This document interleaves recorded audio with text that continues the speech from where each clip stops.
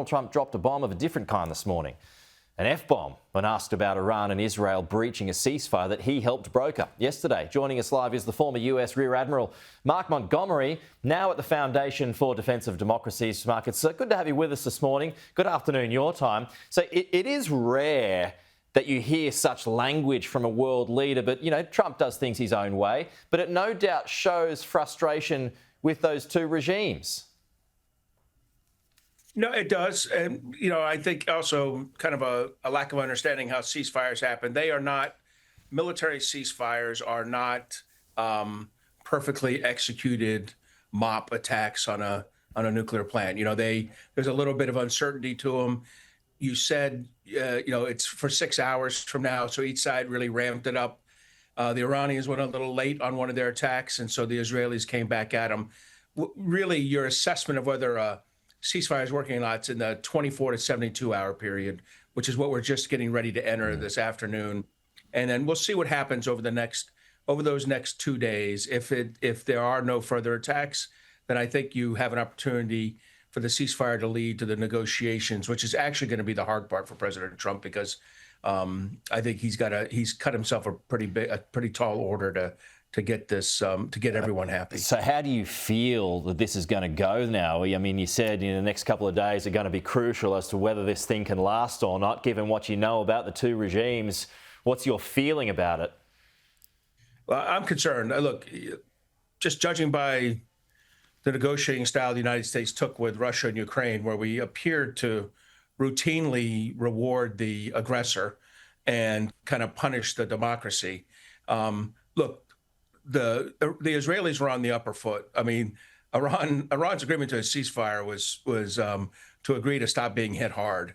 You know, so, I mean, really, President Trump's going to need to win this diplomatic fight, like the Israeli military and the U.S. military were winning the military fight, which means no reprocessing, you know, no enrichment, no strategic missiles, and you know, complete disestablishment of the system. And the Iranians, that's going to be a tough pill for them to swallow at the diplomatic table, and they're going to try not to. Yeah, I mean, look, further to that, I mean, Iran, really since October 7, Mark, Iran has been outsmarted and it's been outmuscled. Is it the force that it makes out to be? Look, it's been a rough, you're right, 18 months. I mean, their lead proxy, Hezbollah, was decapitated, leadership decapitated, and lost about 40 to 50% of their fighting power, and has lost their position in Lebanon.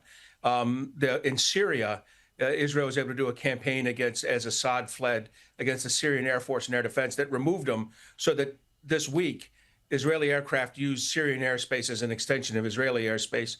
And the proxy forces in Iraq and Syria have been really decimated over the last 18 months.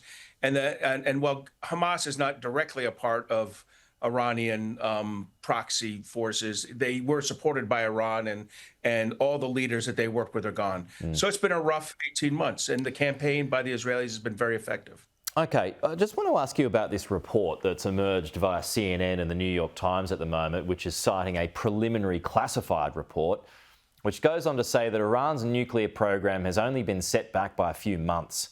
So not the obliteration that Donald Trump has been speaking about. And the enriched uranium was moved before the strikes.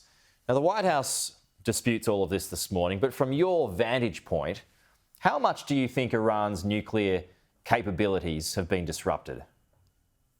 So I do think they've been disrupted years. So this report is about the Fordow strike and the Natanz strike by the U.S. Let's be clear. The killing of 75% of their senior scientists, the killing of the IRGC leadership that was driving the missile programs, the destruction of the missile production facilities, the secondary supply chain facilities, the launchers, the destruction of Natanz and the facilities at Natanz and Fordow are significant. They delay you years. I think this is this is CNN that is not a fan of Donald Trump, taking a piece of Donald Trump saying, you called it obliterated. Your own team is saying it was, just damaged. And that's probably going to be a fair hit. Obliterated is not a battle damage assessment term in any case, but it wasn't obliterated. It was damaged. And what they're trying to do is get a little taser on Trump, and it's probably accurate. But overall, this program was set back years. Okay. Just a final one here, Mark. China. China's been awfully quiet throughout all of this, I got to say. What do you think she's up to? What do you think is going on? So it's interesting. The first is, when you have to look at this there is an axis of aggressors. There's 4 countries that work closely together: China, Russia, Iran, and North Korea. And boy, the 3 of them have helped Russia a lot. But it turns out when you're the weakest member, Iran, and you're getting pounded by Israel, and the United States is backstopping Israel, the other 3 kind of backed off. There's not been this direct support. There hasn't been the kind of North Korean troops haven't showed up. North Korean artillery hasn't showed up. Chinese money hasn't showed up. Russian drones haven't showed up. It has not been a repeat of Russia and Ukraine. Look, China's got a lot of risk here. They get a significant amount of fossil fuels from Iran, from Saudi Arabia, from UAE, from Qatar, through the Straits of Hormuz. So first of all, they're telling the Iranians, do not shut that down. They're also asking the Israelis not to hit Karg Island. I mean, what they're trying to do right now is not get an economic blow from this event. And they've shown that they're really not. They claim to be a great power. Great powers step in and step up when there's a crisis like this. And they've stepped back and stepped down. So I think it's been a strong lesson learned here.